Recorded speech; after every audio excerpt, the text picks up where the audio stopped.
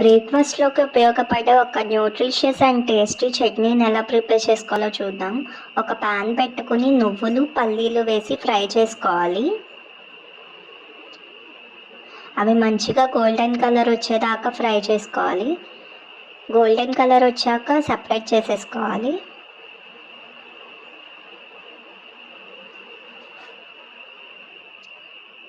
మళ్ళీ అదే పాన్ పెట్టుకుని 1 స్పూన్ ఆయిల్ వేసుకోవాలి.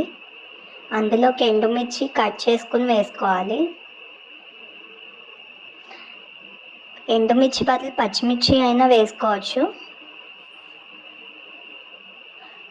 ఎండుమిర్చి వేసి మంచిగా కలర్ చేంజ్ అయ్యేదాకా తిప్పుతూ ఉండాలి. మంచి కలర్ వచ్చాక కొంచెం కరివేపాకు కూడా వేసుకోవాలి.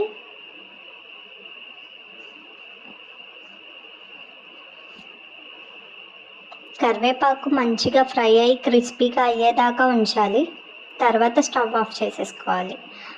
అలాగే మనం ఫస్ట్ వేపుకున్న పల్లీలు నువ్వులు ఉన్నవి కదా, అవి మిక్సీ జార్లో వేసుకోవాలి.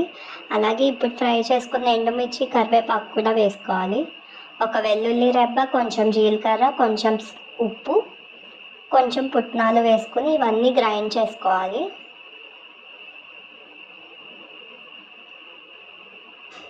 మంచి పౌడర్ అయ్యేలాగా గ్రైండ్ చేసుకున్న తర్వాత కొంచెం వాటర్ వేసుకుని ఇంకొకసారి గ్రైండ్ చేసుకుంటే చట్నీ రెడీ.